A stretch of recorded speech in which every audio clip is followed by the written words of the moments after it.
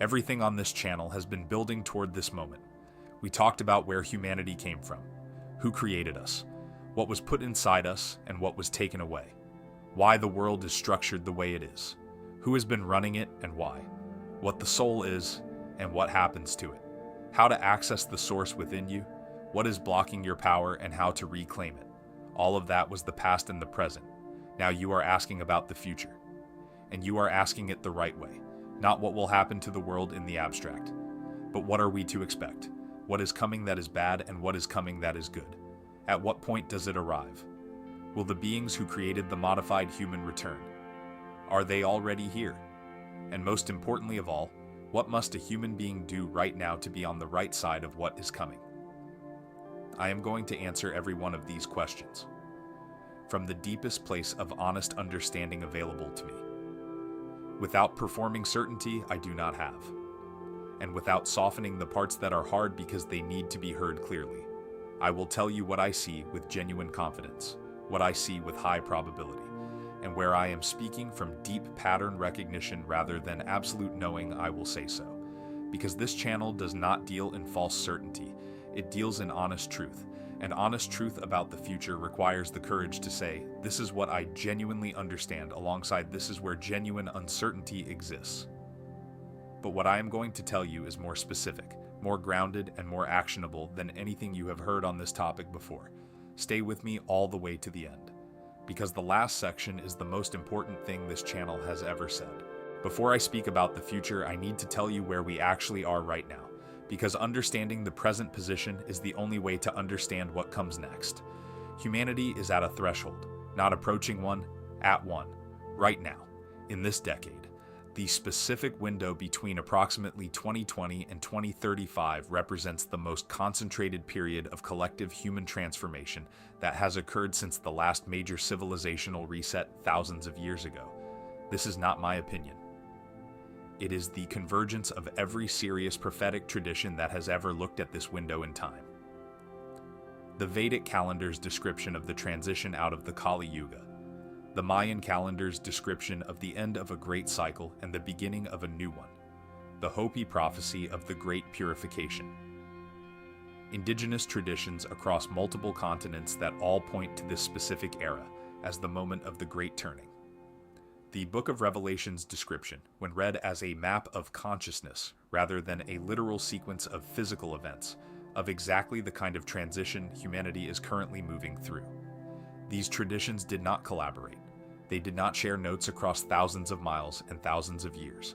They arrived at the same window independently, and they all describe the same essential dynamic, a species at the crossroads between two completely different futures, a window of maximum chaos, maximum disruption, maximum pressure on every existing system and structure, and within that chaos, the possibility of a leap in collective consciousness that would otherwise take thousands of years of gradual development. The chaos is not the punishment. The chaos is the pressure that produces the leap, the way the most intense heat is required to forge the strongest metal. What humanity is moving through right now is not the end of the world. It is the forge, and the outcome of the forging is not predetermined. That is the most important thing to understand about this moment. The specific shape of what emerges from this threshold period is not written in advance. It is being determined right now by the choices of billions of individual human beings, including yours. I am going to speak about what is difficult first, because a person who understands what is coming can navigate it. A person who was not warned cannot prepare. The collapse of systems that were built on separation, every system that was built on the frequency of separation, of hierarchy, of the belief that some human beings are more valuable than others, of the exploitation of the many for the benefit of the few. Every one of those systems is in the process of breaking down. Not quickly, not cleanly, but irreversibly. The financial systems that concentrate wealth in fewer and fewer hands, while the majority of humanity struggles, will face increasing instability. Not in a single dramatic crash necessarily. In a series of shocks, corrections, and crises that progressively make visible what was always true, that a system built to serve the few at the expense of the many cannot sustain itself indefinitely when the many become aware enough to stop consenting to it. The political systems that present the performance of democracy while actual power is exercised by those who have no democratic accountability will face increasing exposure. The gap between what political institutions claim to be and what they actually are is becoming harder to maintain in an era when information moves faster than institutional narrative management can contain it.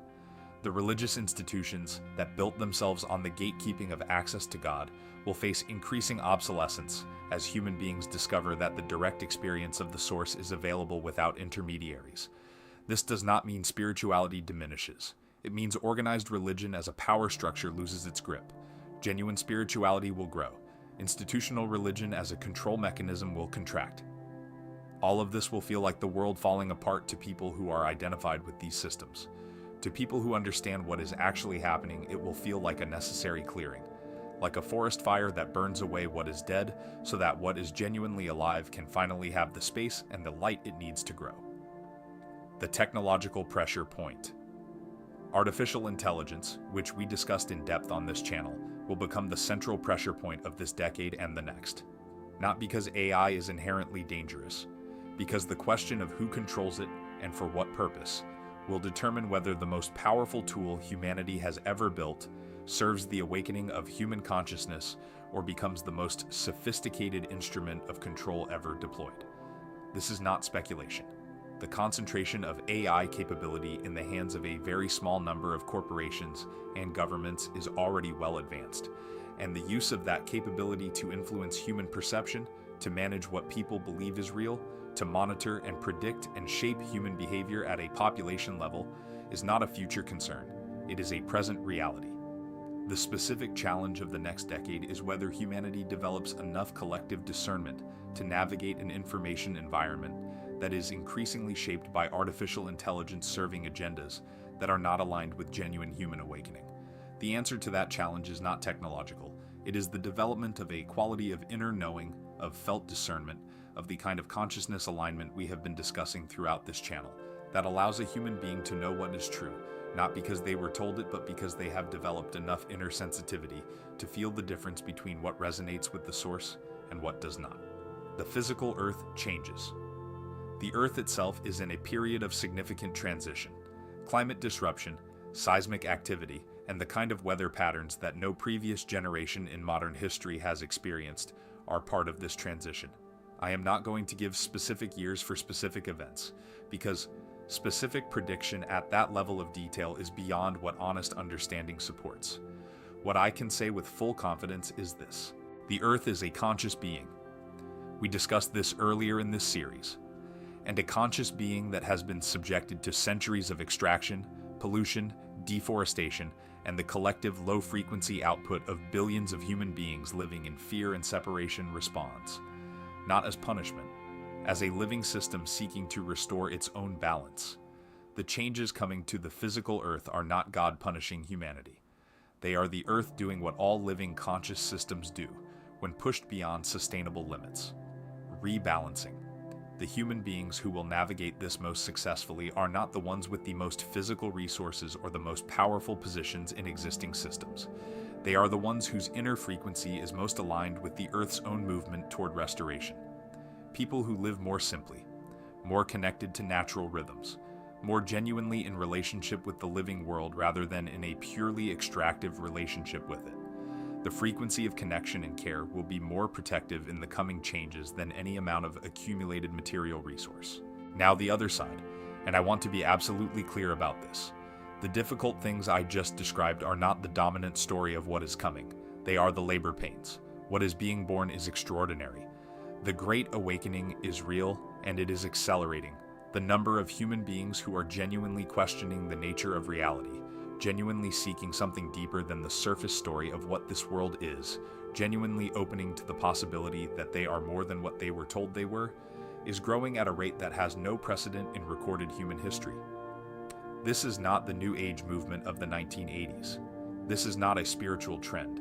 This is a structural shift in collective human consciousness that is being driven by the convergence of multiple forces simultaneously, the failure of old systems to provide genuine meaning, the availability of suppressed knowledge through the internet that previous generations never had access to, The direct experience of millions of human beings who have touched something real through genuine inner practice, and the natural movement of the cosmic cycle that every ancient tradition predicted would occur in exactly this window.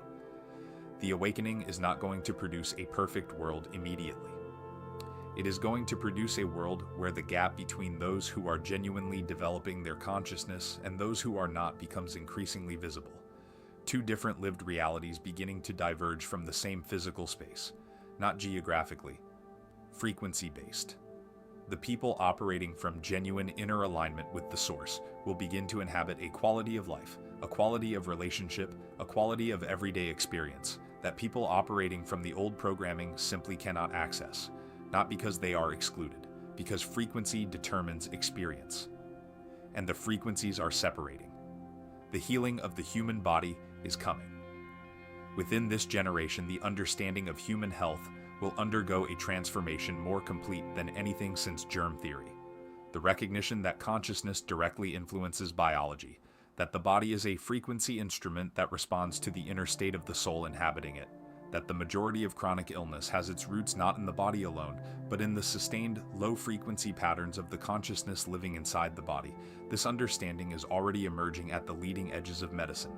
As this understanding moves from the leading edges into mainstream practice, the possibility of healing that current medicine considers miraculous will become increasingly normal. Not through drugs alone, through the integration of consciousness work with biological understanding, through the recognition that Wim Hof and the traditions that preceded him by thousands of years were right.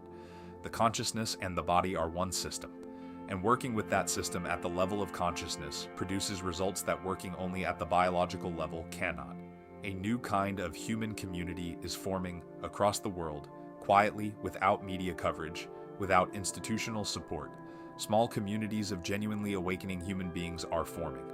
Not religious communities built around a doctrine, communities built around a frequency.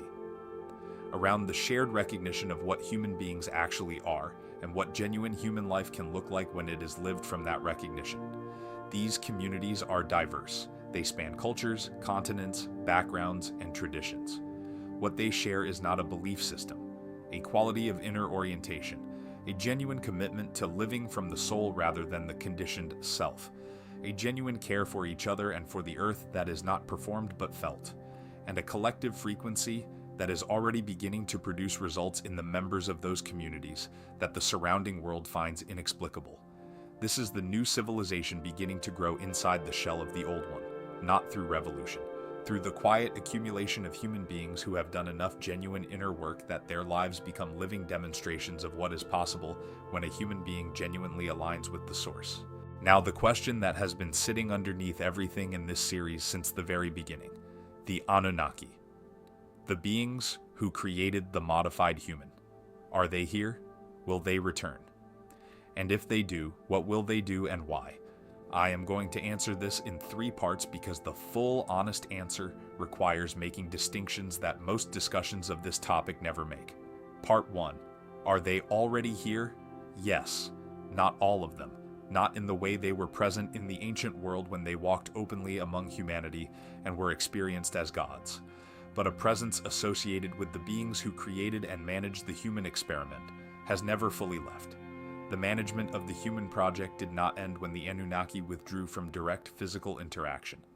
The systems they established, the hierarchical power structures, the financial control mechanisms, the religious management tools, the suppression of genuine human consciousness, these systems have been maintained, not by direct Anunnaki presence in every case, but by human beings who have been, knowingly or unknowingly, operating as the continuation of the management agenda. At the higher levels of power, in the places where the most consequential decisions about the direction of human civilization are made, there are human beings who have a relationship with non-human intelligence that goes considerably beyond what the public is informed of. This is not speculation. The disclosure movement in the United States government, the congressional hearings on non-human intelligence that have now occurred on public record, the testimony of military and intelligence personnel who have directly encountered phenomena that they describe in terms entirely consistent with what this channel has been describing since its first episode. All of this is in the public domain for anyone willing to look at it seriously. The presence is real. The interaction between certain human power structures and non-human intelligence is real, and it has been ongoing continuously. What varies is the degree of visibility and the specific nature of the interaction at different historical moments. Part 2. Will they return more visibly? This is where I need to be most careful. Because the answer is yes, but the nature of that return and the purpose behind it is not a single simple thing. There are multiple non-human intelligence agendas converging on this threshold period in human history, and they do not all want the same thing for humanity. There is a faction of non-human intelligence whose interest in humanity is the continuation of the management agenda, who benefit from humanity remaining limited, fearful, divided, and dependent, who have a vested interest in the suppression of genuine human awakening, because a genuinely awakened humanity is, as we have discussed, ungovernable by the management systems that currently exist. If a more visible presence of this faction occurs in the coming years, its purpose will be the extension of control, whether through the appearance of a threat that requires global centralized response, whether through the offer of technology and apparent assistance that comes with conditions that further compromise human sovereignty, whether through direct interaction with existing power structures to manage the disclosure process in ways that maintain rather than dissolve existing hierarchies. A disclosure that is managed by the same power structures that have suppressed the information for decades is not a liberation. It is a managed reveal in service of a new phase of the same management agenda. There is also a faction of non-human and dimensional intelligence that is genuinely aligned with human awakening, that has been working alongside the original inhabitants of this earth and alongside genuinely spiritually developed human beings to support the transition that is currently occurring. This faction does not announce itself publicly. It does not seek the kind of large-scale direct interaction that the management faction may eventually seek. It works through the subtle dimensions, through the inner guidance of awakening individuals, through the gradual restoration of human access to the knowledge and the capabilities that were suppressed. The most important thing to understand about any coming disclosure or any coming increase in the visibility of non-human intelligence in human affairs is this. The test of which faction you are dealing with is always the same. Does the interaction increase human sovereignty, human self-knowledge, human direct access to the source within? Or does it increase dependency, fear, and the concentration of power in fewer hands? One of those is liberation. One of those is the next phase of management. And the surface presentation of the two can be designed to look identical. This is why the development of genuine inner discernment, the kind that comes from real connection to the source, rather than from external authority telling you what to believe, is not just a personal spiritual practice. It is the most essential survival skill for navigating the specific future that is coming. Part 3. Why would they return more visibly? The management faction has reasons to make itself more visible in this specific window. The human population is awakening at a rate that is not compatible with the continuation of the current management system in its existing form. The suppression model, keep humanity ignorant of its own nature and the nature of its creators, is becoming increasingly unsustainable in an era of information flow that the management systems were not designed for. When a control system can no longer maintain itself through suppression alone, the next option is managed reveal. Controlled disclosure. The release of enough truth to satisfy the hunger for it, while the most important truths remain buried.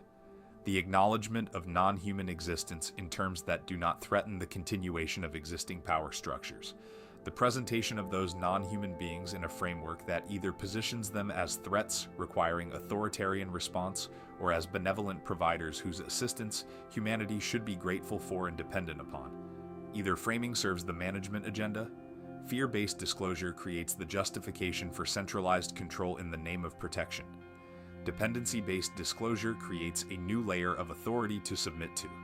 Both are alternatives to the one outcome the management faction genuinely cannot accommodate, which is humanity understanding that it is a sovereign species, carrying the direct presence of the infinite source within it, and requiring no external authority, human or non-human, to mediate its relationship with what it fundamentally is. Now, the most important section of this entire video. What must a human being actually do to be on the right side of everything I have just described? And I want to be completely honest with you about something before I answer this. The right side of what is coming is not a physical location. It is not a specific political position. It is not a particular religion or spiritual tradition or community. It is a frequency, a quality of inner orientation. And the single most effective thing you can do to be in that frequency is the thing we have been pointing toward throughout this entire channel. First, do the inner work and do not stop. Everything that is coming, the system disruptions, the disclosure events, the earth changes, the technological pressure, the arrival of influences that will claim to have answers and authority will be navigated most successfully by human beings who are deeply rooted in their own inner knowing, who have done enough genuine inner work that they can feel the difference between what is aligned with the source and what is not, who are not dependent on external authority, human or non-human, to tell them what is true. The daily practice of going inward, the genuine sustained work of connecting to the source within you, the practice of surrender and discernment, and the development of the quiet knowing that exists beneath the noise of the conditioned mind. This is not a spiritual luxury for the coming period. It is the most practical preparation available. A person who knows themselves at the soul level cannot be managed through fear, cannot be controlled through false information, cannot be manipulated into surrendering sovereignty through the appearance of authority, because they have a reference point that no external influence can counterfeit, the direct experience of the source within them, and anything that does not resonate with that experience is immediately recognizable as not aligned with the source, regardless of how it presents itself. Second, build genuine community. The coming period will be navigated most successfully in genuine community, not online community, real human community. People who know each other, who trust each other, who can be physically present with each other in times of difficulty, who share a frequency of genuine care and genuine commitment to something larger than personal survival. The isolation that modern life has produced, the atomization of human beings into individual units, consuming individual entertainment in individual dwellings, is one of the most effective features of the management system from the perspective of keeping humanity unable to respond collectively to collective challenges. The answer to that isolation is not more digital connection. It is real physical community built around genuine shared values and genuine mutual care. You do not need large numbers. The most powerful community is not the largest one. It is the most genuinely aligned one. Even 5 people who are deeply committed to genuine inner work and genuine care for each other and the world around them produce a collective frequency that is disproportionate to their number, because coherent frequency amplifies, and the field around a genuinely aligned small community influences far more than the numbers suggest. Third, simplify your relationship with the physical world. The coming disruptions to existing systems, financial, political, supply chain, will affect most severely the people who are most completely dependent on those systems, functioning exactly as they currently function. A measure of practical self-sufficiency, of genuine relationship with your local environment, of reduced dependency on systems that are in the process of fundamental change is not paranoia. It is wisdom. This does not mean retreating from the world.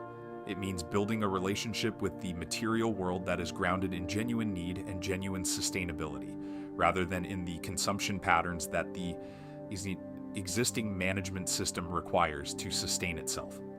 Living more simply, more locally, more in genuine relationship with the natural world and with the people physically around you is both spiritually aligned and practically wise for the period that is coming. Fourth, do not give your fear to what is coming. This is the most important instruction I can give you, and it is the hardest. Fear is the frequency the management system runs on. It has always been the frequency it runs on, and the specific events and disclosures and disruptions that are coming will be accompanied by a sustained effort to generate and maintain the maximum possible level of human fear, because a humanity in fear is a humanity that looks for authority to protect it. And a humanity looking for authority to protect it is a humanity that will accept exactly the kind of centralized control that the management system is working to establish. The single most powerful act of resistance available to any human being in the coming period is not protest or political action or physical preparation alone. It is the refusal to give their fear to what is coming, the choice to remain in the frequency of the source rather than the frequency of the threat, the daily, hourly, moment-by-moment choice to anchor in what is real, what is infinite, what cannot be managed or threatened or destroyed, rather than in the narratives of danger that will be constantly on offer. This does not mean pretending the difficulties are not real. They are real. It means facing them from the ground of the source within you rather than from the position of a frightened being looking for someone to make the fear stop.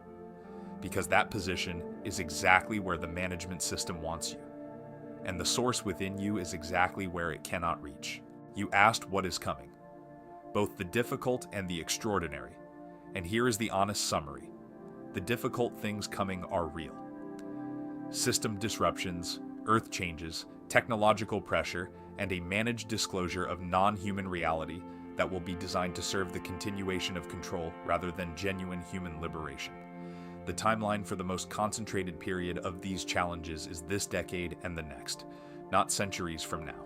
Now, the extraordinary things coming are equally real, a genuine acceleration of collective human awakening, unlike anything in recorded history. The emergence of new forms of human community and human health and human creativity that demonstrate what becomes possible when human beings live from genuine soul alignment, and the eventual arrival, through the genuine development of human consciousness rather than through any external intervention, of the capacities that the original pre-Anunnaki inhabitants of this earth possessed naturally, not as miracles, as the natural expression of what a human being actually is when the limiters are removed from within, rather than by external force.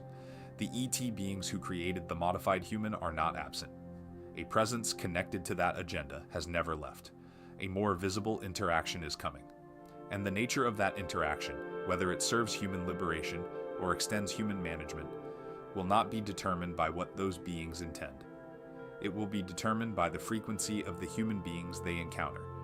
A humanity that has done the inner work, that knows what it is, that carries the direct experience of the infinite source within it, is not a humanity that can be managed.